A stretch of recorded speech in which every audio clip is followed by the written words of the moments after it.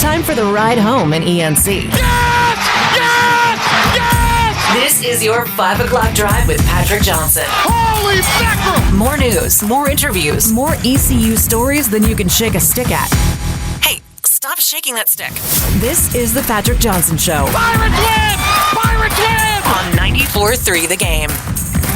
All right, Masters Friday. Thanks for being with us. We'll talk golf with Kevin Williams, ECU Director of Golf Head Coach for the men and women's golf teams, respectively, at his alma mater and my alma mater and Pilk's alma mater, East Carolina University. Also, the great Brett Friedlander from hoopshq.com will be joining us on the show today. We'll talk about the hiring of Mike Malone, at UNC, where he was hired this week, and also about some of the other goings on the last couple of weeks in basketball. So, Pilk, we've got ECU baseball tonight. Interestingly enough, East Carolina has not won a series in New Orleans against Tulane since 2018. That's hard to believe, but that is the case. Well, they call it voodoo, PJ, down there. They have Cliff Godwin voodoo dolls, and it only works against you if you believe in it. So, because remember in Bull Durham where the guy's like, "Hey, I need a hit, put that on my bat." He goes, "It only works if you believe in voodoo." I guess I'm believing in it because the fact that we can't win in New Orleans there's got to be something going on. We need some Joe Boo and some chickens. We need Joe Boo and the chickens. That's right. They had to sacrifice the chicken. Yeah. Yes. That we need in New Orleans. Great stuff there. We've got the game coming up at 7:30 tonight and tomorrow night. Late night starts in college baseball, relatively. I mean, a normal start for sports, but for college baseball, kind of a late start. So we will be doing inside the club or inside the dugout with Mully at Tiebreakers tonight and tomorrow night at 7:30, respectively, and then Sunday at 2 from Tiebreakers. So all weekend at Tiebreakers. So we hope you'll come out. It's a fun time. You can listen to Mully and I chop it up a bit. We'll ask. We'll do some trivia. We'll answer any questions inside the game, that kind of thing that you might have, and just have a very good time. There'll be some giveaways and some other fabulous prizes. So that'll be coming up tonight. Brett Friedlander in a few minutes. Kevin Williams later on. Interestingly enough, starting tonight, I thought this was a very interesting move. It will not be Ethan Norby going tonight for East Carolina. He's scheduled to pitch tomorrow as the game 2 starter, but it'll be Luke Payne going tonight. That's a very interesting call, Pilk.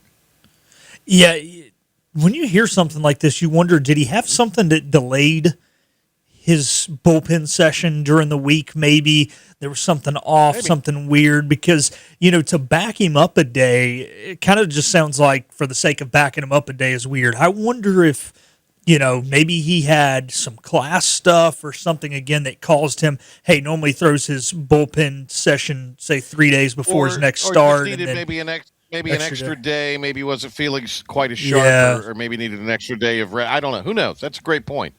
That is a great point. But Payne, who started game 1 of the Charlotte series and was pretty solid, will get the start tonight in the Big Easy, which is kind of interesting. So, we'll see how it all pans out. Again, 7:30, so that means a 7:15 airtime with Dylan Johnson in New Orleans on 94.3 The Game and the IBX Media app. Of course, the Masters still ongoing, and we will have that, or we're keeping an eye on that over the weekend. And then any coverage on football from today when they scrimmaged, just go to our social media. How about that? All right, so we've done all the house cleaning. That music means we got to get out of the segment. So when we come back, Brett Friedlander planning to join us. He is with hoopshq.com, among other outlets, and we'll talk about the Michael Malone hiring at the University of North Carolina at Chapel Hill. Remember, get the podcast of the show on the IBX Media app or where you get your podcasts. I listen on my Apple Watch. Smart speaker. Listen while you work. I listen everywhere. The Patrick Johnson Show on 94.3 The Game. Championship Monday and the press conference for Michael Malone. Go back to the week before.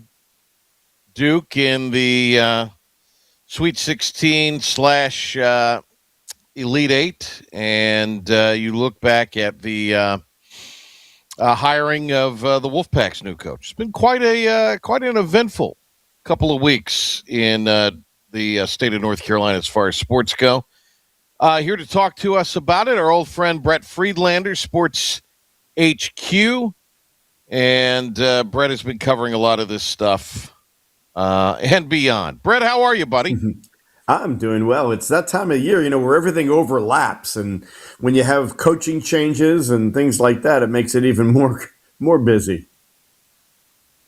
So, well, let's start with the big event of the week, and that is the hiring of Michael Malone in North Carolina. What was your reaction to the hiring when it was made? Because it seemed, it was announced Tuesday, kind of caught everybody off guard a little bit. Well, I was surprised like everybody else. I mean, if you go through the search, I mean, all we heard was Tommy Lloyd, Dusty May, Billy Donovan, and maybe a couple of other names. And we never heard Michael Malone's name until they hired him. And it was either great stealth, hiring process, or he was just kind of like a shot in the dark. As it turns out, he won the press conference. I mean, he was very engaging. He really seemed like he wanted to be in Chapel Hill, was excited to be there. And look, the guy's got an NBA championship on his resume, and it's a little bit different than football, where Bill Belichick has 6 Super Bowl rings. This guy did it 2 years ago with the Denver Nuggets, and he's only 54 years old as opposed to 74 with a 20-year-old girlfriend. So, he doesn't have any college experience, so there is still some risk involved. But in doing some research afterwards, I really kind of like the pick. It's way outside the box, and these days sometimes you have to do that. Sean May, I think Pat Sullivan, some others are staying. Is that a compromise to keep those on? I mean, why not I think the GM's also staying. Is that a mechanism of timing, or is that some compromise that maybe Malone had to make? I don't think it's some compromise Malone had to make. I think it's something Malone wanted to do. First of all, he's very good friends with Pat Sullivan, and that's kind of how he got attached, to the to UNC in the first place, way before he got hired. His daughter, Bridget, plays volleyball. She's a varsity volleyball player on scholarship at UNC. And because he was between jobs and working as an NBA analyst, Malone had plenty of time on his hands this past fall. And so he made several trips to Chapel Hill to watch his daughter play. And while he did, he got to know Pat Sullivan, who he already had a relationship with because Sullivan was an assistant coach with the Knicks and has been around. And he was invited to come watch practice with Hubert Davis, who, traded notes with him. And he got to know Sean. Sean May was part of the search committee. And so I think the fact that he had these pre-existing relationships, it not only gave him some people he can trust, it also gave him a couple of members of the family who are well versed in the way things are done at UNC, which is something that he really was behind the curve on. And so I think it's a great kind of mix. Is that that he trusts them already. There's that built-in system, and they can help him get acclimated into the culture there in Chapel Hill better than somebody coming in from outside or somebody that he doesn't trust. So I think he did it on purpose, and I think it's a really smart move for several reasons. One that I already mentioned, but if you remember when Matt Doherty came in, his first inclination was to basically sweep everything out and start over new, and it didn't work out well. And it didn't set well with the old guard. And I think that Michael Malone endeared himself to some of the people who might have been skeptics by doing what he's done so far. I think he's pushed the right button so far. Now, let's see what he does with building a roster, because he'll have plenty of money to do it with. He left Denver, or he was jettisoned from Denver because apparently he didn't play well with others, didn't get along with the GM. There was maybe a little bit of a revolt in the locker room. So I hear everything you're saying about endearing himself to that old guard there. But weren't we led to believe that, okay, we're going to go outside the family for this because we need maybe some new ideas in this brave new world? Well, I mean, he is from outside the family. So, I mean, while you're hooking on to some people who can help you get used to the culture and he has promised to do things his way. Excuse me. And, it's weird the way he got fired too, by the way, because he got fired after game 79 of an 82 game regular season, 2 years after winning a championship. So there was some underlying things going on there. But, time will tell. But I do think that he plans on bringing an NBA mentality to to UNC, which these days where, college basketball is concerned, it's really, the NCAA loves to call them student athletes, but they're professionals. I mean, so it might actually be a good thing that he's trying to bring an NBA mentality into it. So we'll see. Time will tell. Very well be. Like I said, there is some risk involved in this hire. I mean, no question about it.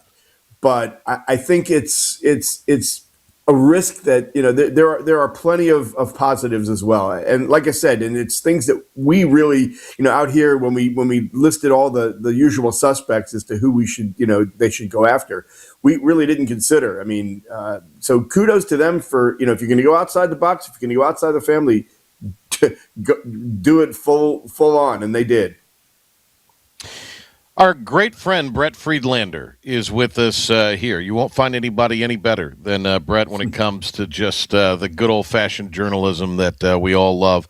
Brett does a magnificent job. He's covered the ACC for decades, and it's a great honor every time we get a chance to talk to him here. So Justin Gainey is hired at NC State. They stayed in the family or went back to the family in a sense. How do you? What's been the reaction to that? I mean, everybody wins the press conference, but what was your reaction to that hire, and then what's kind of been the subsequent? I don't want to say fallout, but I guess some of the post-mortem in the time after the press conference and the hire was made official. What's really interesting about that is the juxtaposition between NC State and UNC. NC State has been going outside and trying to recreate that magic that Jim Valvano brought for decades, whereas UNC has always been very parochial, wanting to stay in the family. And now here you have UNC going outside the family, and NC State reaching back to one of its own. But I think in this case, it's what the Wolfpack had to do. As soon as Will Wade bolted after one season, Justin Gainey's name was the first one pretty much anybody mentioned. And it seemed like the obvious choice for several reasons. First of all, he is a safe choice. He's a guy who has roots with the program. He played point guard there for Herb Sendek. He was with Sendek's first team and kind of helped set that foundation for a good run there. And so because of those roots, you figure he's there for the long haul. He's not going to find a job that he likes better and use this as a stepping stone. The other thing, too, is, while he has not been a head coach, this is a guy who, for the last, 20 years, has been an assistant for, Rick Barnes at Tennessee. He was at Arizona. He's been some really good places and learned from. So he was at Marquette with Steve Wojciechowski. Yeah. It's his time, and I think the fallout has been very positive. I mean, the Wolfpack community has embraced him because he is one of their own, and we will see again. How he builds his staff, because I think one of the things he needs to do is he needs to have somebody with previous head coaching experience on his staff to kind of help him through things because this is his first time. And then the other thing is that roster building. Matt Abel, I do believe, is probably going to follow Wade down to LSU. I saw that McNeil has entered the portal, but my guess is that with the right numbers on an NIL check, he will stay because he's a local kid from Richmond County. And so we'll see. And I've also heard that there are a couple of kids from Tennessee who might follow Gainey to here. But it was the hire that NC State had to make. Whether it works out or not, again, time will tell. Brett, the way Duke went out, 19-point lead, all they had to really do at the end was hold on. And then I think lost in all this is it was a miraculous shot that UConn had to make to go It never ahead. should have been into that position to make a miraculous shot, though. No, yeah, exactly. And that's what I'm getting. That seems to be what the focus is on. You know, part of that equation is it was an all-time shot that you're going to see played on the highlights right up there with the other, the Villanova shot against North Carolina, the Bryce Drew, the Leitner. It's going to be one of those shots that'll live in the pantheon forever through highlights. Especially because of who it happened against. Well, yeah, right. Absolutely. So when we look back, it's comical to me to hear this. Well, John Shire, what a choker. Outside of Izzo, there's not a Hall of Fame coach that won their national championship. I mean, they were at least a decade plus on the job before they got their first natty. Even including Dean some Smith. Guy named Krzyzewski. Krzyzewski, that Krzyzewski guy who had to spell his name at his first press conference. Championship game in much the same way that this one happened, in that he got a lead on Louisville and he basically outcoached himself, where he, instead of just continuing to play, he pulled it out and started running clock and let it get away from him. And listen, John Shire, I'm not going to say John Shire is a choker, because I think that John Shire is a work in progress who has maybe hopefully learned his lesson, because this has now happened 2 years in a row. Because if you remember last year in San Antonio in the national semifinals, they were up double figures against Houston late in the second half, and they had like a 7-point lead with a minute and a half to go. And he did the same thing. He made the same mistake then as he did this year, in that I think he got way too cautious.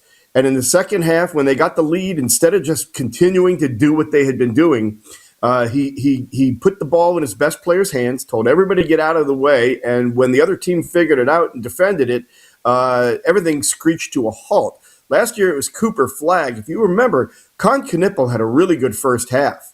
They got that lead, and then, everything went through Flagg in the second half. I don't think Knippel took more than 2 or 3 shots the whole second half, and everything broke down. This year, if you remember, Isaiah Evans barely touched the ball in the second half. It was all Cameron Boozer, get out of his way, and I think that he made the same mistake, and it burned him again. And the question now is, what does he learn from it? How long does it take for him to learn from it? And, will it happen again? Because he's going to be in this position again. John Shire is an excellent coach. He is he is going to get better as he goes along. And he's always going to have talent because he can recruit, and he's at Duke. So they will be in this position again. The question is now, what does he do with this knowledge that he's learned over the last couple of years? Well said. We're coming off for the TBS airings of the national championship, the highest rated national championship game. And basically Michigan starting 5, we're all, paid mercenaries. On our station, we have the Dan Patrick Show, and yesterday Dan Hurley was on the show. And, he kind of was vocalizing what the monologue in his head, when asked about, is this college basketball from here on? What do you do about recruiting? Where does that factor into things? Is it all portal, the money, et cetera, et cetera? As much as we have a problem with what is going on right now, what does that tell us about watching basically a team that was all hired guns in Michigan winning it all, and a UConn team that obviously has its fair share of transfers? Well, each coach is going to build his team the way he feels like he needs to do it. So I think there is still some high school recruiting. I mean, look at Duke's team. But I think that college basketball, because of the NIL, because of guys staying longer, has gotten older, and I think the quality has gone up because you've got juniors and seniors now. Now they're third and fourth schools sometimes, but you do have experienced players, which I think has improved the quality. It is what it is. It should never have happened this way, because if the NCAA would have had any brains, which the people that run it don't. They would have set rules and kind of administered this instead of looking to Congress or just kind of flailing away the way they have. But here we are, and you can't put the genie back in the bottle. So I think the answer to this is going to be collective bargaining and multi-year contracts. That's the only way to keep these guys from just bouncing around and having different teams every year, having to rebuild an entire team. I don't necessarily hate this, again, because the quality of the game has improved. And by the way, we go back to Michigan. If you're a UNC fan and you're still on the fence about why Hubert Davis was fired, look no further than Elliot Cadeau, right? This is a guy who had immense talent but was never really developed and couldn't really be harnessed the 2 years he was at Carolina. He goes to Michigan. Dusty May gets a hold of him, and look, he's the MVP of the Final Four and wins the national championship. And he develops into the player that everybody thought that he could be. So right there is the That's about as definitive of a reason as to what happened at UNC with Hubert as you're going to get. Duke, by the way, would like to see you about the multi-year contracts subject Darian Mensah. Yeah, right, exactly. I mean, that's the point. Yeah. I mean, and they paid him. They paid him like $2 million over 2 years, right? Well, he had a great first year, and it's like Miami says we'll double that. Bye. Yeah. So, NCAA is considering the proposal to put an age limit on your 5-year window to play college athletics. That would be smart. It's your high school 19 or high school graduation, whichever comes first. So basically, it seems like it would maybe limit someone who goes and plays maybe in the G League a year or two, bounces back and forth, or maybe goes to Europe. I'm sure there are provisions for Europe. I guess there are. Who knows? Is this going to get any traction? And we have learned since that obviously pregnancy and for female athletes, injury and religious situation vis-a-vis what happens with Mormon missionaries at BYU. Mission. Those are exceptions to this. Right. But with all of that said, Brett, does this happen, or does this get bogged down with I don't know if included in that. I know it's the I guess more of the executive order that is back to you can only transfer once without penalty. Without and penalty being you'd sit out a year. So anyway, I don't want to cross the matters. Let's just stick with the eligibility side of it. Well, let's go back to the executive order for just a second, because I think that the first person that challenges that in court is going to win. So I'm not sure that executive order is going to ever take hold. So there's that. As far as the age limit, absolutely. I hope it does. But again, you've already said, I mean, the powers that be can never agree on anything. And so it may not happen, but I would love to see it happen. I mean, it goes back to what Wake Forest coach Steve Forbes said earlier this year about guys coming over from Europe already 22 years old and they're freshmen. He said that Dick Vitale used to call them diaper dandies. He says now they're becoming Depends dandies. And this whole thing with guys playing in the G League or playing professional basketball overseas and all of a sudden getting college eligibility, it's crazy.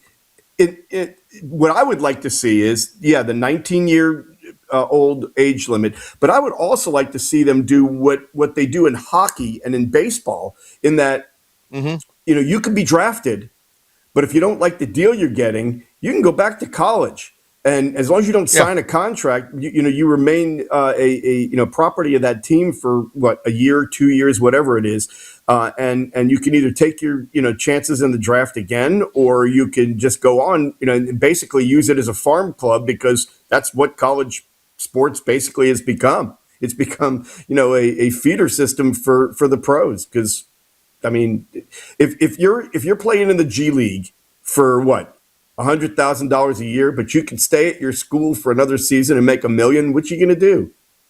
Right. You're going to go back to college. Right. So, yeah. I wish somebody would have paid me $1 million to go back to college. That's all I have to say about that. Oh, my gosh.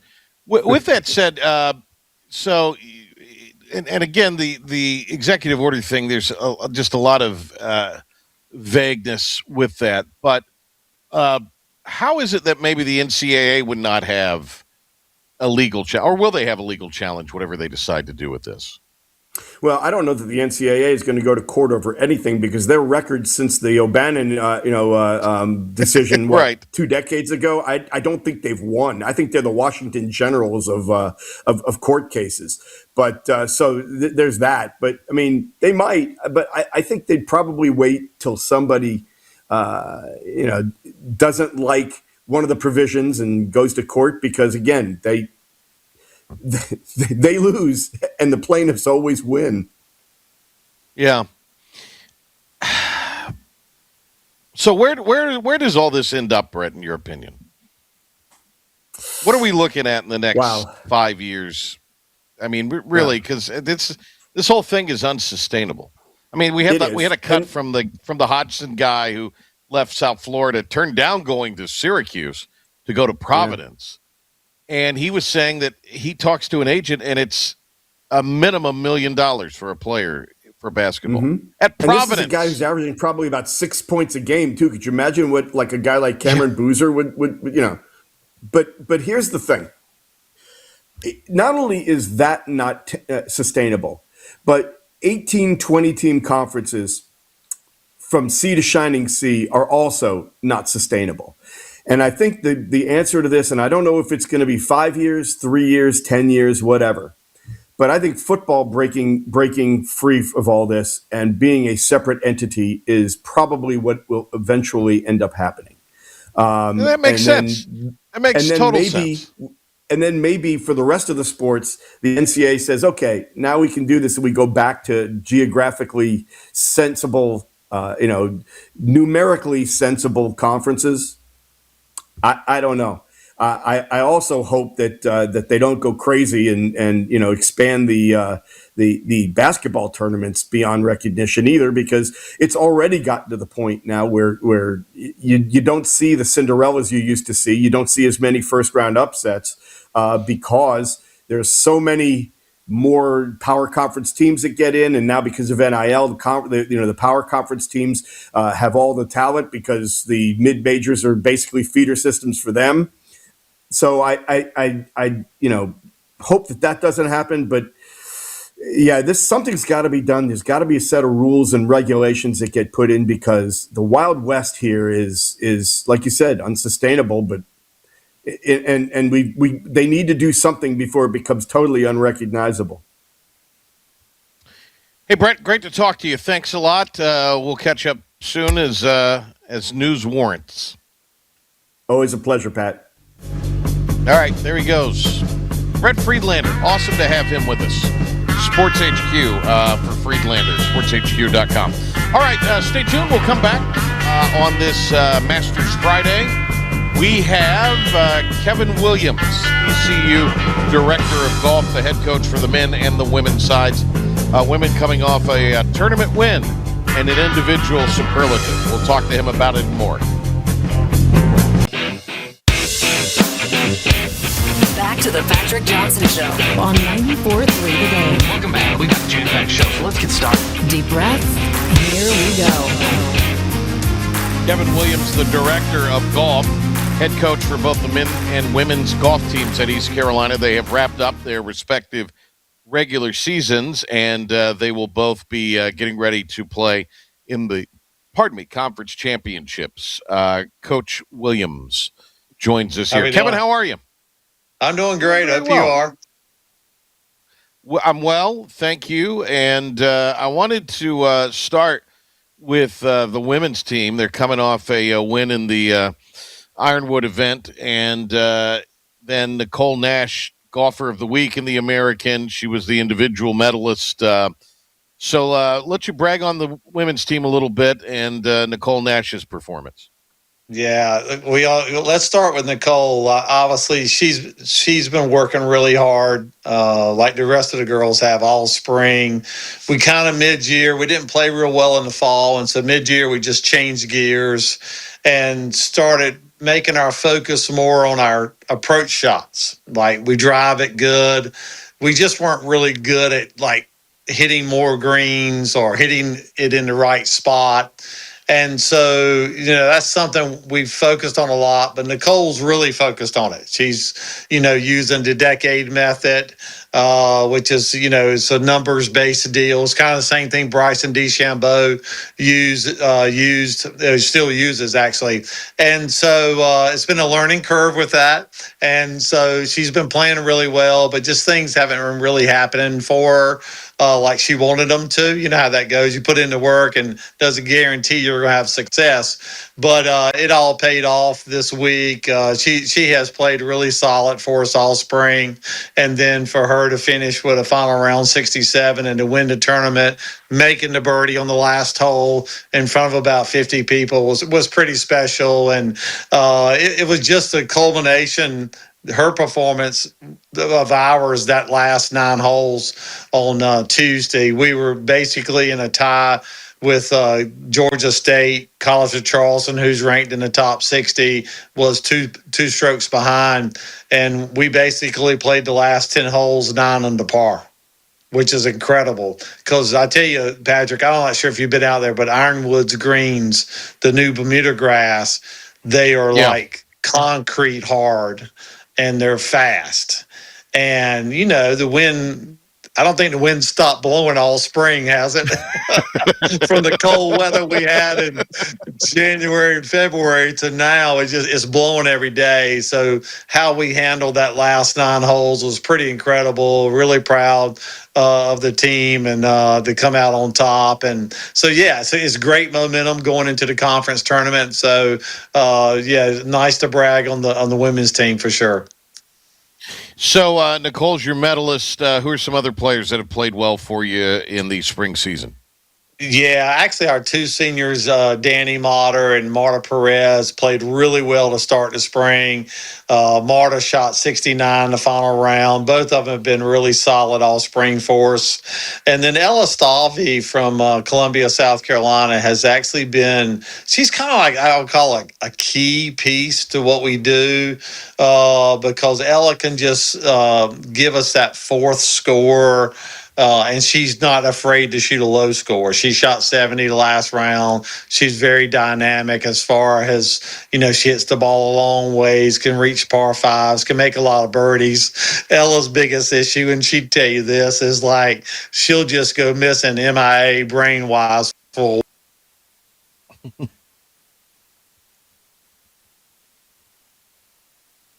We lost you, Coach.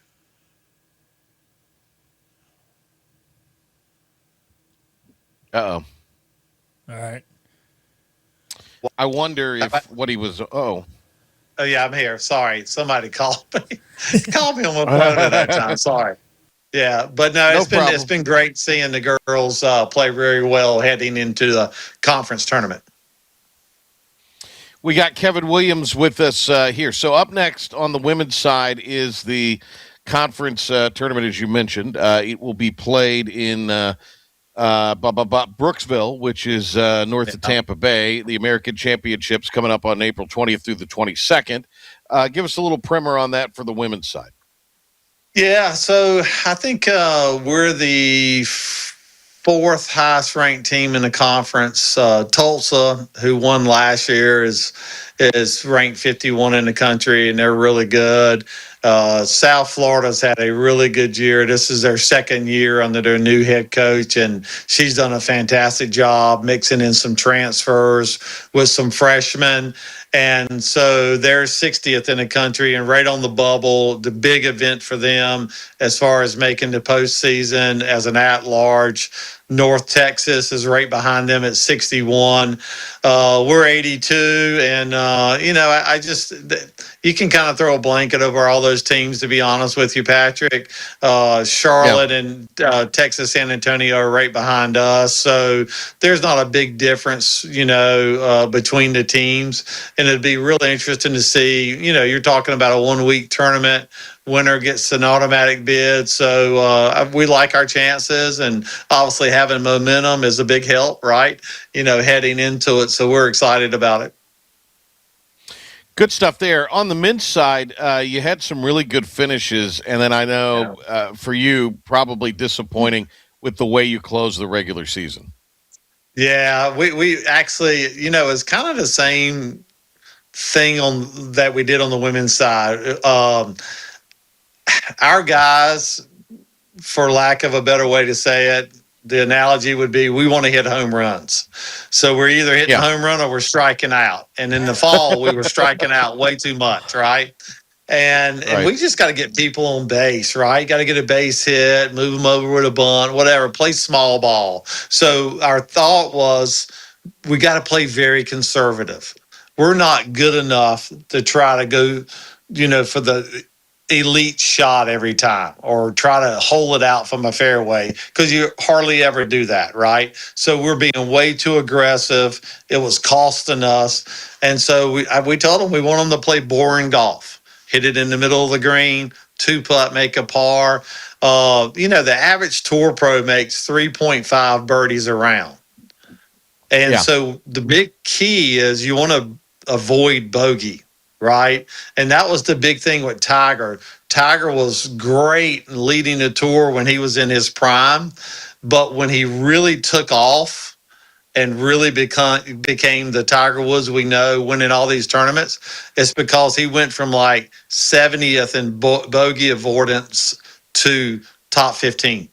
So you're making less bogeys, your scores are lower. And so that's been our focus all spring. And I think we've done a good job. I think we kind of got away from it. This last golf course was a big golf course up in Independence. And we struggled the first round. And then after that, I think we just tried too hard to make up a lot of ground. And we had a second low round of the day, round 2, and actually started off good in round 3, and then the wheels fell off. So we talked about just, flush it. Let's move on. We've had a good spring. We've been getting better every tournament. So let's just carry that momentum of what we've done, like how we played at Cutter Creek, how we played at Brook Valley, carry that with us into the conference championship down in Bradenton in 3 weeks. Yeah, and that'll be going on there. Some guys that you need to play well for you in that event. Who are they? Yeah, well, Philip Bonestad from Norway, our senior, has clearly been our best player. He's on track to be this. Yeah, he's a stud. Yeah, he's a stud. For 4 years, he's been great for us. He will probably leave here either as the second or third best stroke average in his career and in school history. And so that's pretty good stuff. He's on pace right now to have the lowest stroke average in the season. So he's trying to push Harold, right? Harold's at the top of the board on all career stroke average and single season stroke average. So he's trying to push HV3 out of the way. But, I think he put a lot of pressure on himself this spring and hasn't played as well. You look at it's the end, right? I call it senioritis, right? And you're looking at, okay, I'm graduating in another month. This is what I want to do when I get out, et cetera. And so there's just a lot on a senior. And I think for him, it was, I've got a chance to make make regionals as an individual. He just ramped up the pressure on himself to play better, to play more perfect, which you don't have to. You just got to play golf. And so, we had a good meeting yesterday with him, talking about just kind of clearing his mind. We gave the guys 3 days off to just listen, just decompress, get away from it a little bit. Maybe hadn't been, and kind of flush this last tournament we had, right?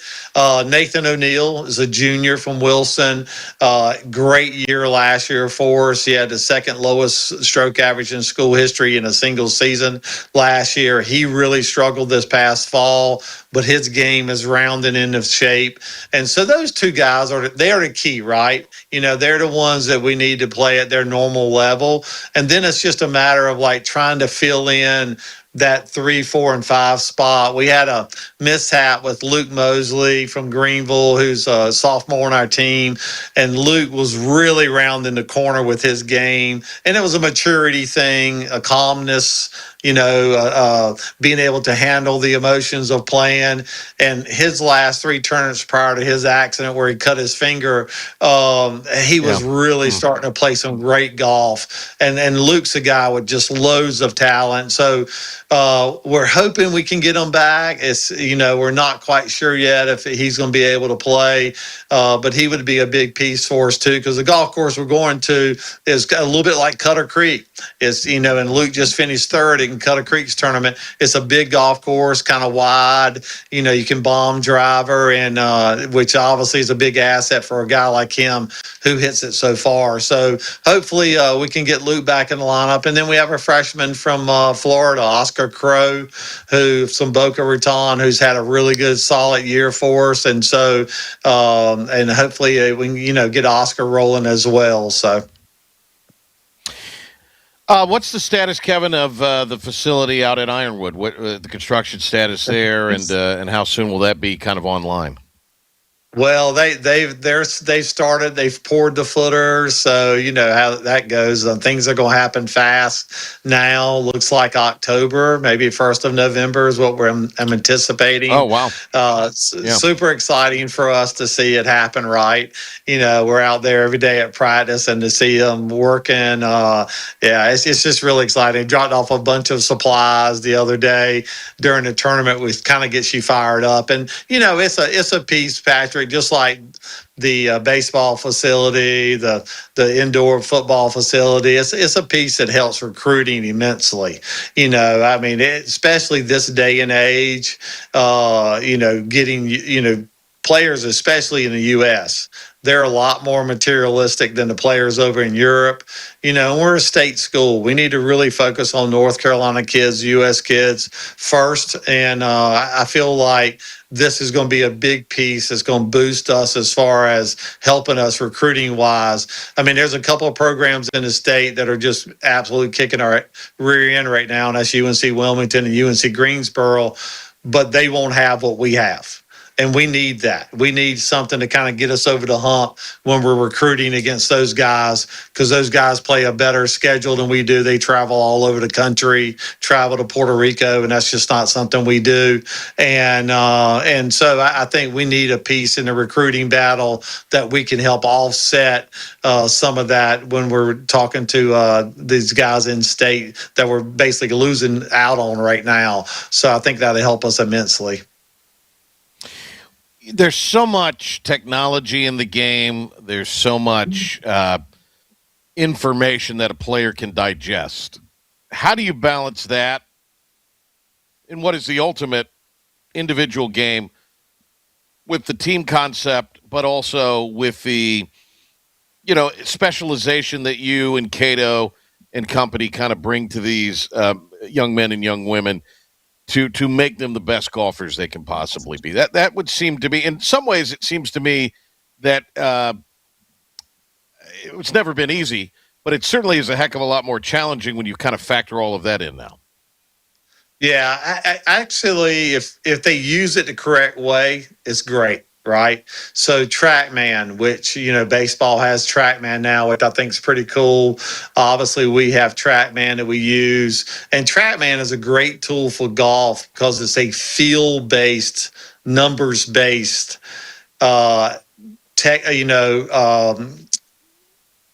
technical device that we can use that gets us away from the visual part, right? So if I take a video of my swing and I don't like how it looks, then I get this paralysis by analysis with the video piece, right? I don't like how it looks and all that stuff. What TrackMan does, it gives you numbers, and then you can see your ball fly. Like it tells you what your path of your club is, et cetera, et cetera. And then it allows you to, it shows you where your club face is at impact. It's amazing what it does for you. Tells you how far you hit the ball, et cetera, how far you carried it. And I like TrackMan a ton because I like the feel of it. Right. You know, you've seen videos probably of Dustin Johnson and Scotty Scheffler, you know, hitting a shot and saying, oh, that went 150 yards.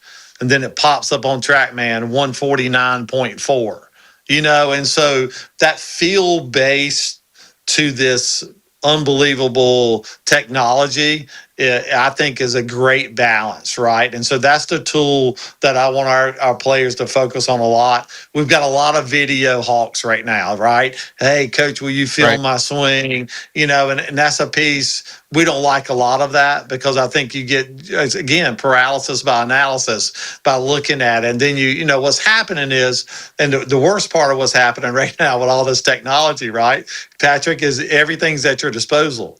I'm talking to somebody the other day and they're talking about all these TikTok videos on golf they're watching, right? So you talking and then like, oh, my swing doesn't look like that. Well, I mean, no two swings look alike, really. And so you've got to, and that's the other piece about TrackMan. You know, it measures numbers. It measures where you are with your swing direction, club path, how high you hit, et cetera. And so I think it gives you your fingerprint of your swing. Whereas video, you're trying to put it where maybe Roy McIlroy was or is in his swing. And so I like the TrackMan based stuff. We also have Sam Putt Lab, which is a putting technology that measures your club face, your path, et cetera, that we use as well. And then, you know, I think more than anything else, Patrick, the just simple alignment sticks that you can use to help you with the drills, et cetera.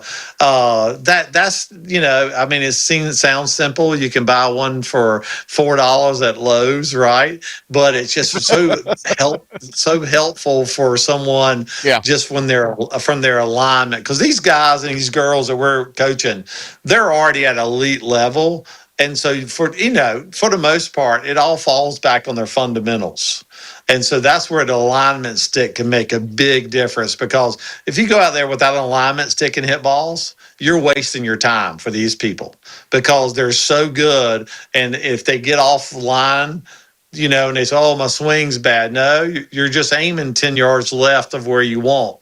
And so doing all the little things to make sure they, you know, line up correctly, because at the end of the day, the fundamentals always win out in every sport for the most part. So getting the fundamentals right is a big key.